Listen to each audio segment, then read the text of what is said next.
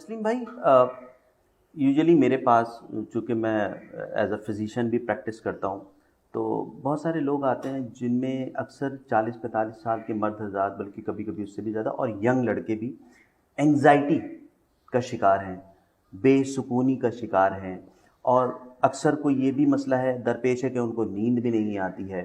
تو میں نے کہا کہ آپ سے آج ذرا موقع کا فائدہ اٹھایا جائے اور اس حوالے سے کچھ گفتگو کی جائے۔ آپ کچھ فرمائیے اس حوالے سے۔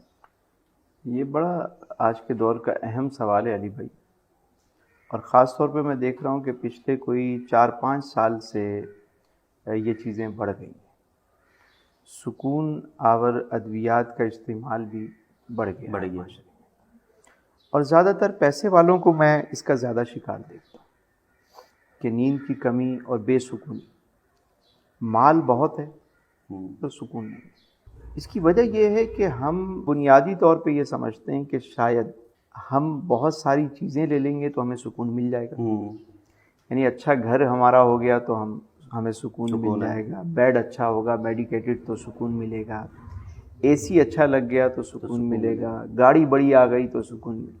واصف صاحب نے بڑی خوبصورت بات کی، آپ فرماتے ہیں کہ ہم آرام کی طلب میں بے آرام ہو رہے ہیں۔ کیا بات ہے، آرام کی طلب میں بے آرام ہو رہے ہیں۔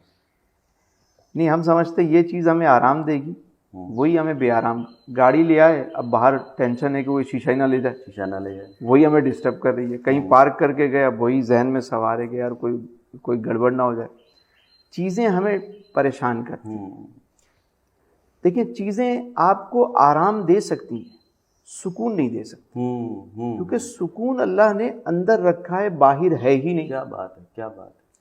سکون جب بھی ملے گا اندر سے ملے گا۔ من کے اندر شانتی ہوگی تو سب شانت نظر آئے گا۔ کیا بات ہے۔ جس کے اندر سکون ہوتا ہے وہ اکیلے میں بھی پھر میلہ لگا کے بیٹھتا ہے، میلے میں بھی اکیلا ہوتا ہے، صحیح، اس کا دیکھنے کا نظریہ الگ ہوتا ہے، ڈفرینٹ ہوتا ہے۔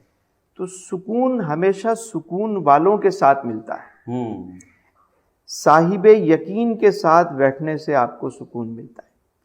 سکون حاصل کرنے سے نہیں، سکون ہمیشہ بانٹنے سے ملتا ہے۔ کیا بات ہے۔ کسی کو بے سکون کر کے آپ چاہیں کہ مجھے سکون مل جائے، نہیں ملے گا۔ اتنے لوگوں سے آپ نے پیسہ اکٹھا کیا، آپ نے ٹائم پہ ان کو چیزیں ڈیلیوری نہیں کی، پیسہ تو بہت بنا لیا، لیکن بد دعائیں کتنی لے لی۔ دوسروں کو بے سکون کرنے والا شخص کبھی سکون پا نہیں سکتا۔ کیا بات ہے، کیا بات ہے۔ اگر کسی کو کوئی چاہتا ہے کہ مجھے سکون ملے، آپ سکون بانٹنا شروع کر دیں، یقین کریں آپ پرسکون ہو جائیں۔ بہت ہی خوبصورت بات۔ دوسرے کو پرسکون کر دیں، دوسرے کی مشکل کو آسان کر دیں، آسانی بانٹیں، آپ پرسکون ہو جائیں۔ جو چیز بھی آپ بانٹیں گے وہ ملٹیپل ہو کے آپ کی طرف واپس آئے گی۔ آپ سکون لوگوں کے لیے باعث سکون بن جائیں۔ آپ کی ذات سے کسی کو تکلیف نہ ہو، کسی کی دل آزاری نہ ہو۔ سکون والا شخص تو وہ ہوتا ہے کہ جس جگہ پہنچ جائے وہ جگہ سکون والی کیا ہے۔ بات ہے، واہ واہ۔ گھر میں آئے گا تو گھر پرسکون ہو جائے گا، کسی محفل میں آئے گا تو محفل پرسکون ہو جائے گی۔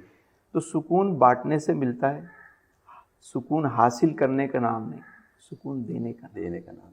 ماشاء اللہ، کیا ہی خوبصورت گفتگو تسلیم بھائی، میں تو کھو گیا تھا۔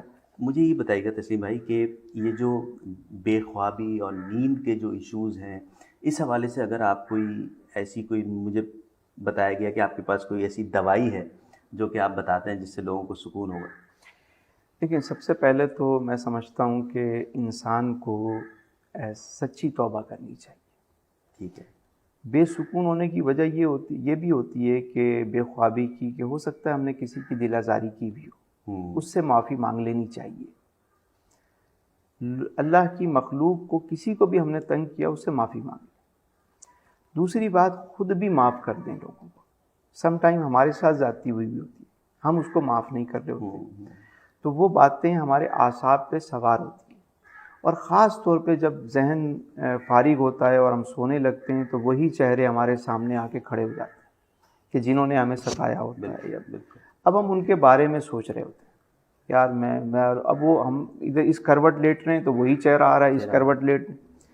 لیکن جب ہم ان کو معاف کر دیں گے تو آہستہ آہستہ بے سکونی ختم ہو جائے گی۔ مثال کے طور پہ میں نے اکثر لوگوں کو یہ ایک وظیفہ دیا ہے، اور اس کے اثرات میں نے 100% دیکھے. ٹھیک ہے. میں نے کہا 41 دن آپ ایک کام کریں کہ بستر پہ جائیں, جب سارے کام سے فارغ ہوں آپ ایک مرتبہ سورہ فلق اور ایک مرتبہ سورہ ناس پڑھ کے اپنے اوپر دم کر لیں, اور اس کے بعد یہ دعا مانگیں کہ یا اللہ میں تیری رضا کے لیے سب کو معاف کرتا ہوں, سب کو, تو بھی مجھے معاف کر دے, میرا دل صاف کر دے, تو بھی مجھ سے راضی ہو جا. یہ دعا مانگیں اور سو جائیں. ایک بابا جی تھے, وہ جب گھر میں آتے نا, انہوں نے باہر ایک کنڈا لگایا ہوا تھا, وہ آ کے اپنے گلے سے چیزیں اتارتے, چیزیں اتار کے ٹانگنا شروع کر دیتے. تو کسی نے کہا آپ کے گلے میں تو کچھ ہوتا نہیں ہے, آپ کیا ٹانگ رہے ہوتے ہیں؟ ٹانگ رہے ہوتے ہیں. کہنے لگے میں باہر کی ساری چیزیں نا گھر میں داخل ہونے سے پہلے باہر ہی ٹانگ دیا. میں سارے جو مسئلے ہیں, کاروبار, چیزیں سب یہاں چھوڑ کے گھر کے باہر گھر میں داخل ہوتا ہوں, سب اللہ کے سپرد کر کے. اب میں ایک اور طریقہ بھی ہے جو بزرگوں نے سکھایا ہے, وہ بھی بڑا کام آتا ہے کہ اگر سوتے وقت بندہ ایک تو معاف کر کے سوئے, دوسرا پھر اپنے رب کو روز اپنا حال سنائے. کیا تیرے مالک آج میں صبح گیا, آفس پہنچا, تیری مخلوق کی خدمت کی, میرے مالک میں اتنی نمازیں پڑھ سکا, ایک رہ گئی یا دیر سے پڑھی, معاف کر دے میرے مالک.